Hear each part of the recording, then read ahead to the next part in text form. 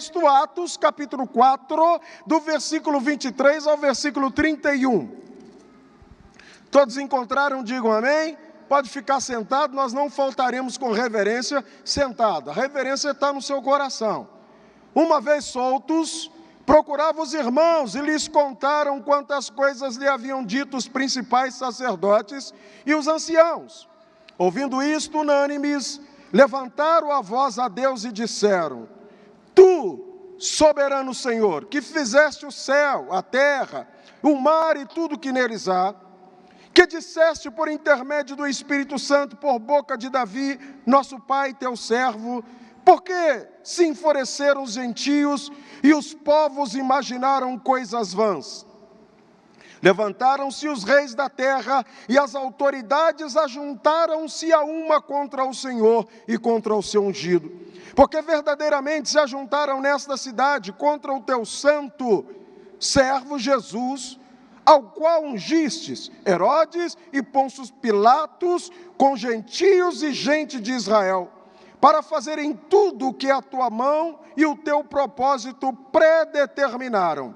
Agora, Senhor, olha para as suas ameaças e concede aos teus servos que anunciem com toda a intrepidez a tua palavra, enquanto estendes as mãos para fazer curas, sinais e prodígios por intermédio do nome do teu santo servo Jesus. Tendo eles orado, tremeu o lugar onde estavam reunidos. Todos ficaram cheios do Espírito Santo e com intrepidez anunciaram a palavra de Deus. Querido Deus, abençoa a tua igreja com a bênção que o Senhor tem para ela. Fala ao nosso coração. Nós oramos, não pedindo que o Senhor nos afaste da luta, mas nos dê ousadia, coragem, para enfrentá-la sem medo. Senhor, nós confiamos no Senhor e sabemos que é o Senhor que vai à nossa frente e há de abrir caminhos e nos dar vitória em Cristo Jesus. Amém. Esse texto, na verdade, ele é a continuação do capítulo 3 do livro de Atos, quando, pela uma manifestação de Deus, um grande milagre ocorre. Um homem coxo, impossibilitado de andar, sentado na porta de um templo, esmolava, mendigava, e ao aproximar-se Pedro e João, este homem clama, pedindo uma ajuda, uma esmola, algo que poderia lhes ajudar. João e Pedro e João, não tiveram a atitude talvez generosa que eu e você temos, de colocar a mão no bolso e dar a ele uma moeda, uma cédula de qualquer valor. Eles pareciam estar sem dinheiro, duros, lisos naquela hora, porque eles disseram: olha, nós não temos prata, nós não temos ouro, mas nós temos algo que vai além disso, e isso que nós temos é o que nós vamos dar a vocês. Em nome de Jesus Cristo, levanta e anda. Muito dinheiro que esses homens dessem àquele coxo, talvez não, certamente, porque a sua doença era uma doença de nascença, ele não ficaria curado, ele poderia ter um certo conforto financeiro, abastecido das suas necessidades, mas esse homem continuaria doente como estava. Mas Deus manifestou-se ali milagrosamente na vida daquele homem. E os milagres que Deus sempre operou através dos seus, foi algo muito interessante. Deus fazia com o propósito de que essas pessoas o conhecessem o seu poder e rendessem-se a Ele. E foi o que aconteceu com aquele homem. O que eles haviam feito de errado, de mal? O que eles haviam feito que provocasse alguns céticos daquela época, ou algumas autoridades daquela época, que sentiram-se insultados por um milagre que aconteceu? E por causa disso instala-se um tribunal e começa então o interrogatório. E o interrogatório vem com uma pergunta direta para Pedro e João: com que poder e em nome de quem fizeste isto? Isto, a cura deste coxo. Esses homens, como resposta, eles começam a dar testemunho de Jesus, para tirar o foco deles. A questão, não somos nós que estamos fazendo isso. O que opera na vida desse homem é o poder de Deus. Eles usavam de todas essas oportunidades, acontecimentos milagrosos, para a pregação, para prolongar ou prorrogar ou acrescer a pregação do Evangelho. Eles estavam também pregando para a multidão no templo e respondendo essas acusações feitas por este tribunal. Mas a preocupação desses homens não era a sua defesa própria. Esses homens procuravam honrar a Deus nas respostas que eles precisavam dar para este sinédrio, para essas autoridades constituídas, que agora, muito mais do que os interrogavam, mas os inquiria a respeito daquilo que estava acontecendo. Mas com tudo isso, com a perseguição acirrada, com as ameaçadoras propostas de prisão, não detinha aqueles homens. Algo extraordinário, algo além daquilo que muitos tinham, estava atuando na vida desses homens, que era o poder do Espírito Santo. A igreja não parou de crescer e nem deixou de avançar quando as severas ameaças tentavam intimidá-la. Porque ninguém pode deter o crescimento da igreja de nosso Senhor Jesus Cristo. A oposição dos homens não impediu o avanço da palavra de Deus. Porque esses apóstolos cheios do Espírito Santo, eles eram ousados. Eles não temiam ameaças. Eles estavam cheios do Espírito Santo. E esse Espírito Santo capacitou-os, deu a eles coragem, ousadia, para que falassem em nome de nosso Senhor Jesus Cristo. Nosso querido apóstolo Paulo, em Filipenses, no capítulo 1, de versículo 12 a 14, ao falar à igreja de Filipenses, o apóstolo Paulo disse: olha, meus irmãos, quero que saibais que as coisas que aconteceram, ou que me aconteceram, contribuíram para o maior proveito do Evangelho. Não enfraqueceu o Evangelho, não intimidou o Evangelho. As prisões não enfraqueceu o Evangelho de nosso Senhor Jesus Cristo. Paulo estava preso por uma guarda chamada a guarda pretoriana, que ali guardava Paulo para evitar uma fuga, ou que alguém o roubasse dali, e essa era a guarda de elite. E esta guarda era trocada um turno, a cada 6 horas se trocava aquele turno. E a cada turno que se trocava, o apóstolo Paulo começava a pregar para aquele grupo de soldados, e eles iam se convertendo. Eu estou preso, mas a palavra de Deus está livre, nada pode deter a igreja do Senhor. E ele diz, de maneira que as minhas prisões, e ele não fala a minha, está no plural, as minhas prisões. Esse homem foi preso várias vezes. E qual era a acusação? Está pregando o Evangelho, está falando de Jesus. Esta era a acusação, que estava mais dentro de um âmbito religioso ou de qualquer outro. E ele fala, as minhas prisões em Cristo foram manifestas por toda a guarda pretoriana e por todos os demais lugares.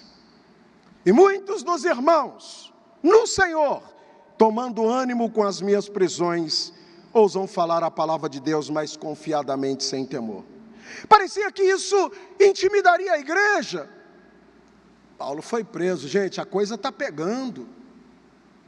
Vamos silenciar, vamos dar um tempo, deixa a coisa acalmar, não.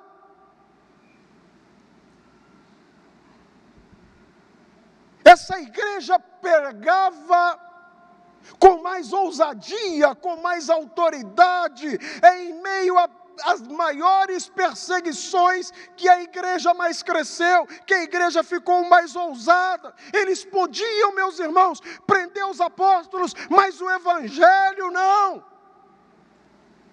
Pelo contrário, muitos dos que ouviram a palavra, a Bíblia diz, aceitaram, e subindo o número de homens para 5.000.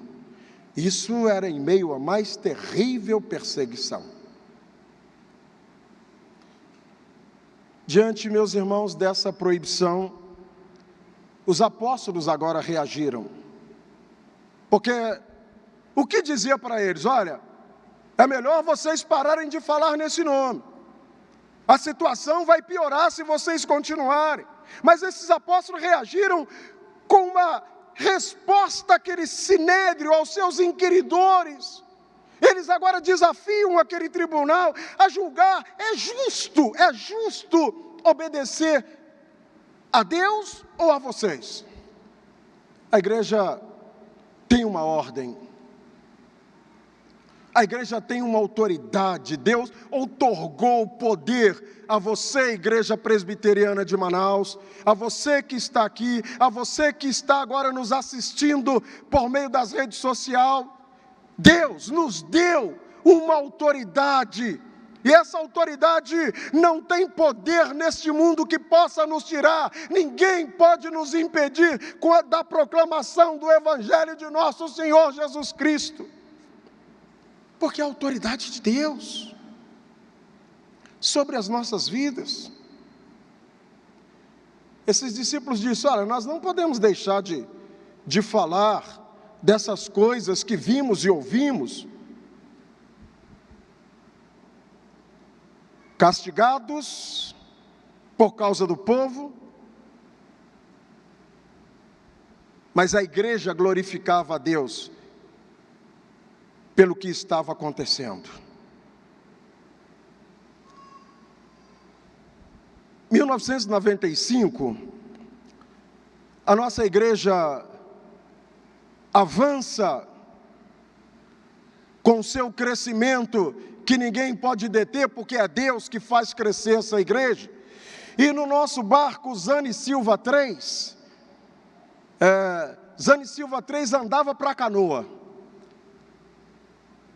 Nós saímos uma viagem que hoje gastamos, pastor Francisco, no JJ Mesquita, nós gastamos aí uma média de 12 horas, no Zane Silva 3, nós gastamos 18, 20, 24 horas. É por isso que eu digo que ele andava para Canoas. Oh, Jesus! E nós paramos numa comunidade chamada Vila do Cuia, às margens do Rio Solimões. Dejailson estava nessa viagem, Cláudia, e eu não consigo esquecer nem mesmo das palavras dele. Esse moço ainda era um garoto, um jovenzinho, ele pula da proa do barco e vai amarrar o barco, e depois eu começo a conversar com ele para saber quem ele era, e ele diz, eu estou aqui ajudando, mas o meu sonho é me formar em odontologia, porque eu quero ajudar esses ribeirinhos, eu quero melhorar o sorriso deles. Eu louvo a Deus pela sua vida, Deja, porque você profissionalizou, é um ótimo odontólogo e continua com essa mesma pegada. Deus te abençoe em nome de Jesus. Talvez muitos que fizeram o mesmo propósito hoje estão aí.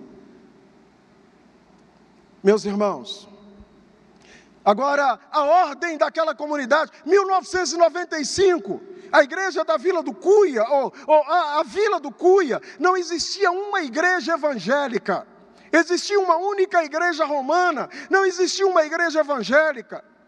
E o que eles diziam lá? Aqui não entra crente, nós não gostamos de crente. E quando nós encostamos com aquele barco lá, houve uma reunião lá em cima dizendo, olha, ninguém entra naquele barco, hein?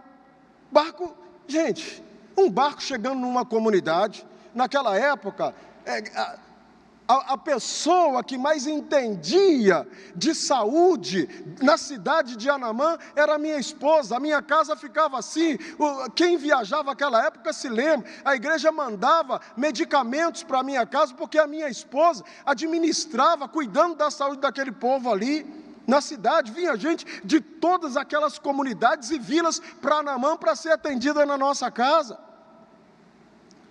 E meus irmãos, agora pensa bem, um barco com médicos, com dentistas, profissionais, encosta numa comunidade, eles dizem, não entra lá, porque nós tivemos aqui uma visão de que quem entrar naquele barco vai estar sendo lançado dentro de um caldeirão de breu fervendo. É o inferno deles, né?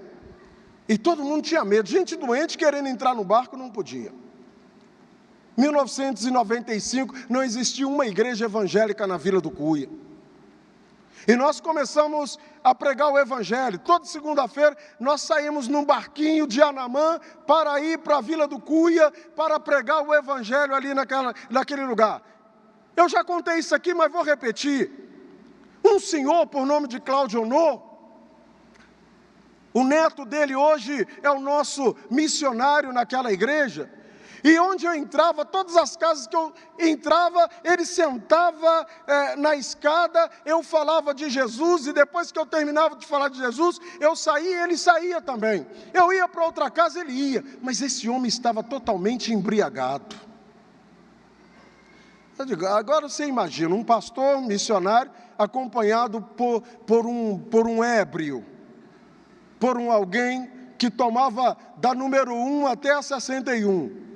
Eu digo, Jesus, o negócio vai ficar complicado. Meus irmãos, esse homem hoje ele é um convertido da nossa igreja. Tempo mais tarde, né, eu que pensava com meus julgamentos, com meu coração pecador, que dizia, o pessoal aqui vão achar, que não vão entender que nós somos presbiterianos, vai achar que nós somos biriterianos. O pastor acompanhado de um biriteiro, gente. Deus usava a vida daquele homem, pastor Francisco, porque aquela comunidade tinha dito assim, se aquele pastor preto subir na casa de vocês, vocês sabem que é um palafita, vocês podem dar uma cacetada nele e jogar ele para baixo da casa de vocês. Mas aquele homem, ele era um homem muito valente, ele era pai de 6 filhos, e quando eles começavam a brigar, entravam os filhos todos e viravam uma guerra naquela comunidade. Então as pessoas tinham medo de brigar com a família dele, então ele dizia, olha, o negão está comigo. Então ninguém toca no negão. Meus irmãos, uma vez eu estava indo, aí eu já não morava mais em Anamã, estava morando em Anuri, fui para realizar uma ceia, um culto de ceia na Vila do Cuia. Quando estávamos aproximando, o rio estava parado, estava como esse piso aqui, olha.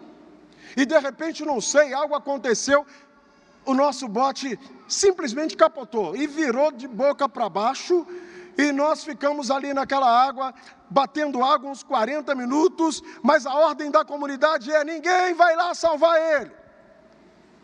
Quem for salvar ele, a comunidade vai linchar. E ali por média de 40 minutos, nós tentando chegar até a margem, mas um remanso muito forte, que nem os barcos gostam de encostar ali, por causa do remanso, e o remanso nos jogava para o meio do rio. E até que um filho de Deus estava pescando e resolveu ir lá nos salvar. Mas ele estava com a pirarara tão grande dentro da canoa que eu não pude subir. E ele optou pela pirarara e me deixou ficar batendo água lá. Eu falei, nunca pensei que um peixe teria mais valor do que eu. E meus irmãos, até que veio um barco de pesca e nos levou para a margem. Ninguém naquela comunidade gostava de Deus. Até a igreja, a primeira igreja para construirmos ali, foi a maior dificuldade. Eles disseram para mim, nós já derrubamos duas igrejas pentecostais. Aí você imagina, se derrubaram, meteram motosserra, derrubaram duas igrejas pentecostais, a igreja presbiteriana vai sobreviver a isso? Dizem que nós somos frios.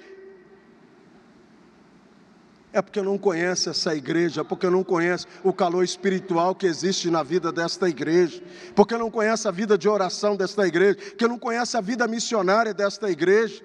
Aí vão dizer que somos frios mesmo.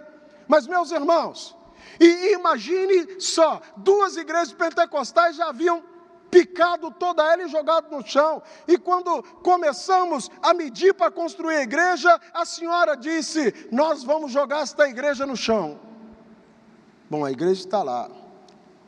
E para resumir isso aqui, o barranco começou a cair naquela comunidade, caiu o centro social, caiu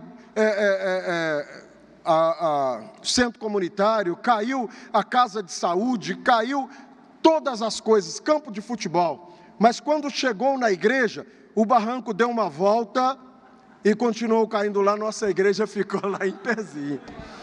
Telhado parecia uma peneira de tanta pedra que ele jogava em cima, e você olhava, você via todas as estrelas no céu. Quem ia ao Cuia nessa época se lembra, meus irmãos. Mas quando isso aconteceu, a Defesa Civil condenou aquele local, e a comunidade teve que mudar, e você sabe o que aconteceu? E quando mudou para lá, eles disseram, nós queremos a igreja de vocês aqui nesse lugar. Não fomos nós que queríamos ir para lá. Eles disseram, nós queremos a igreja de vocês aqui. A igreja está lá viva, a igreja está lá pregando o evangelho, Deus está salvando gente. É isso que Deus faz. É isso que Deus faz, é o poder de Deus na vida da igreja do Senhor Jesus. É a ousadia que a igreja precisa ter para proclamar o evangelho de Cristo. Mas agora, como homens tão simples como esses, pregavam com tanta autoridade, a autoridade não vinha deles, a autoridade que esses homens precisavam não vinha do sinédrio, a fonte dessa autoridade é Jesus. A autoridade de Pedro e de João vinha de uma fonte do alto, porque a Bíblia diz, se você olhar o capítulo 4, que eu não vou voltar lá com você, do versículo 8 a 11, diz que esses homens estavam cheios do Espírito Santo. E Pedro agora joga a responsabilidade para eles. Olha, esse Jesus é o Jesus que vocês crucificaram, que vocês mataram. Os homens trataram Jesus com ultraje, com escárnio, com rejeição. Mas Pedro diz, mas Deus o exaltou, e o nosso Cristo hoje está sentado ao lado direito de Deus, à destra de Deus, e intercede por nós. É esse Cristo que eles rejeitavam. O sinédrio podia fazer proibições e tentar silenciar a igreja, mas a autoridade dela estava sujeita à maior autoridade, a autoridade do Senhor dos senhores, dos reis. Eles estavam convencidos de que nenhum decreto humano está acima dos decretos de Deus. É por isso que nada pode deter a igreja. Eu gosto muito de um cântico que diz, a perseguição não calou a igreja, o Coliseu não calou a igreja, os leões não calaram a igreja do Senhor. Essa igreja já suportou tanta coisa, e ela se mantém viva, e ela se mantém de pé, e nada vai detê-la, porque enquanto você estiver orando, enquanto nós estivermos orando, nada vai poder deter o ímpeto desta igreja. Mas o que alimentava a ousadia desses homens, ou desta igreja aqui? A oração era a base que sustentava a vida desta igreja. Mas que oração, Senhor? Mata Herodes, Senhor, mata Pilatos. Tira essa velharada desse sinédrio aí, porque se acabar com essa velharada, a coisa vai acontecer. Eles não oravam assim. Eles entenderam que a verdadeira oração consiste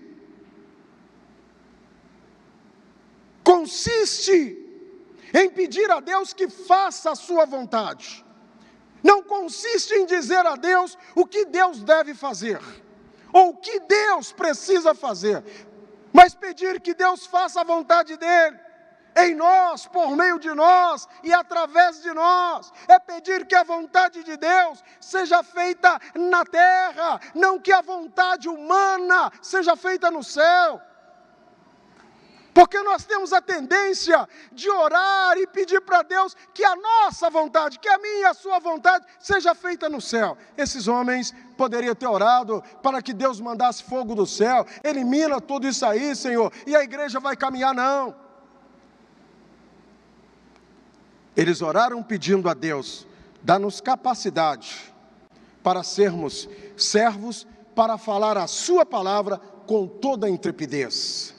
Essa palavra intrepidez, ela tem uma força muito grande, porque ela não é somente uma ousadia. Veja que esses homens, eles sabiam que o tribunal que acusou, julgou e matou Jesus era injusto. E eles poderiam estar dizendo, olha, se fizeram isso com o nosso rei, com o nosso Senhor, o que farão com a gente? Se fizeram o que fizeram e como fizeram com Jesus, imagina o que eles não seriam capazes de fazer com esses discípulos. Então eles sabiam que era entregar o seu pescoço à guilhotina, continuar fazendo a vontade de Deus. Esses homens estavam em paz, porque eles sabiam que na retaguarda deles tinha uma igreja orando e o sustentando. Quando eles voltaram, eles não encontraram uma igreja triste. E é muito interessante que quando esses irmãos recebem esses apóstolos de volta, esses irmãos poderiam estar dizendo assim, gente, não prega mais, é melhor a gente calar, vamos ficar aqui dentro das nossas quatro paredes, vamos louvar a Deus aqui mesmo, se vier alguém para cá bem, se não vier, nós já estamos aqui estruturados, mas esse não era o pensamento desta igreja.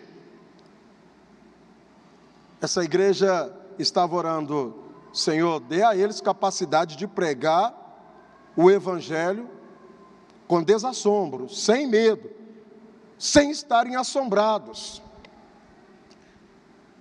Talvez eram parentes ali que estavam orando, mas eles entendiam que se Cristo havia morrido e morreu pela vida da igreja, não seria demais eles morrerem pela causa de Cristo também. E foi esse fato que levou aquela igreja a estar orando. Não deixa que eles desistam, Senhor. Dá a eles intrepidez, para que eles enfrentem, seja quem for, mas que eles preguem o Evangelho. Eu quero concluir que o nosso relógio corre, dizendo que diante da perseguição, a igreja pede intrepidez para continuar pregando. Diante da perseguição, a igreja pede a Deus intrepidez para continuar pregando o Evangelho de Jesus.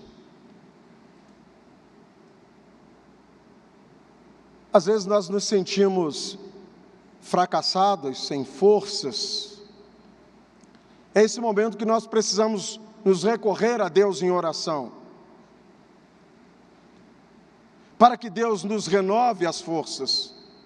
Pedro e João, eles estavam confiantes de que Deus não permitiria que o seu plano, que o seu propósito fosse frustrado pelas autoridades. Eles sabiam que alguém estava orando para que o Senhor fechasse a boca do leão. e que eles continuassem fazendo aquilo que não era vontade deles, mas que era vontade de Deus. Eles não pedem proteção contra a perseguição. Eles sabiam que esta perseguição seria inevitável, mas eles estavam pedindo a Deus que os dessem coragem para continuarem proclamando as boas novas.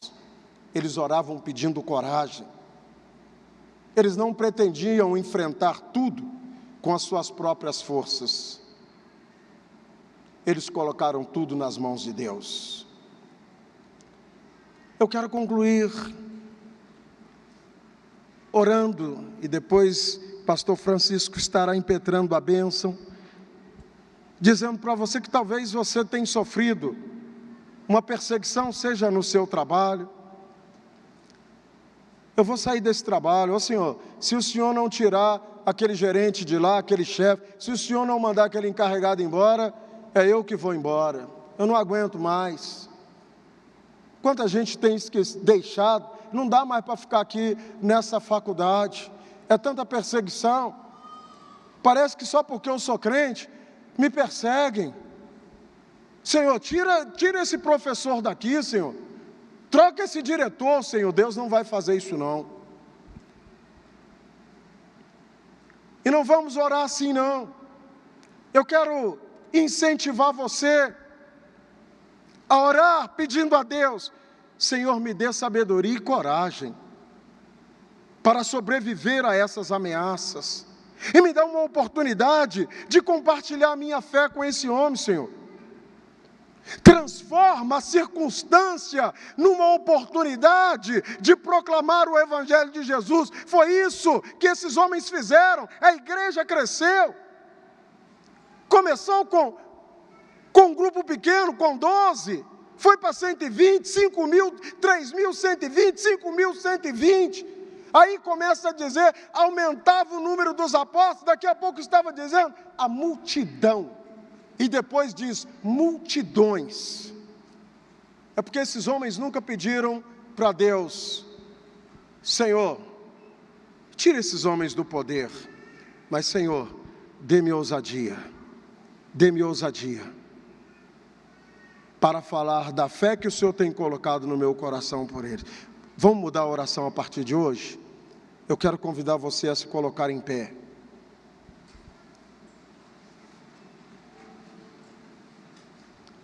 Que Deus te dê ousadia, onde você estiver.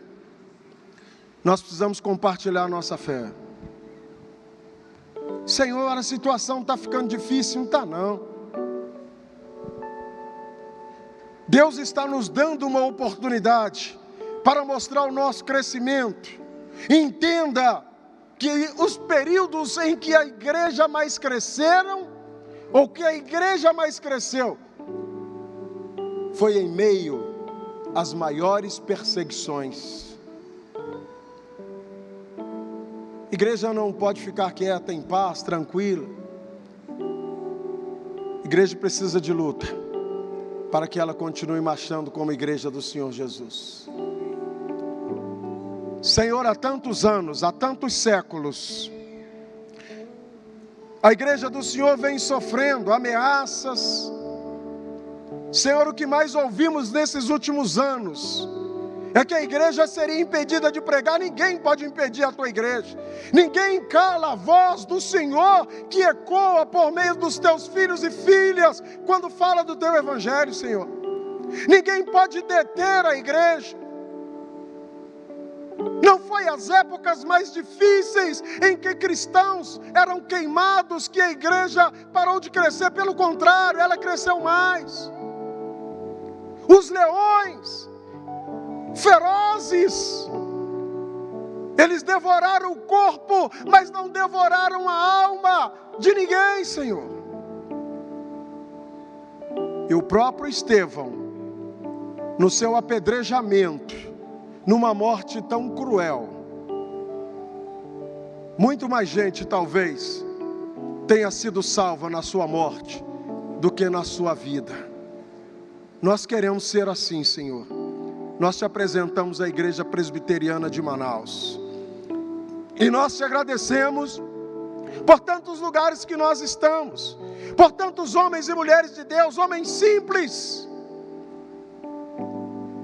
O Senhor tem usado o improvável, Senhor, em comunidades tão distantes, como já foi dito aqui, em Vira, no Nini, Senhor, em tantas localidades em que esta igreja tem ido, porque esta igreja tem um ministério de oração forte, esta igreja tem uma visão de crescimento, de reino. Não é apenas a igreja de Manaus, é a igreja da Amazônia, mas é a igreja que está no mundo inteiro, Senhor. Continua nos dando autoridade, ousadia e capacitando-nos para continuar fazendo aquilo que o Senhor nos delegou a fazer. É no poder do nome de Jesus que nós oramos e agradecemos. Amém, amém. Deus te abençoe em nome de Jesus.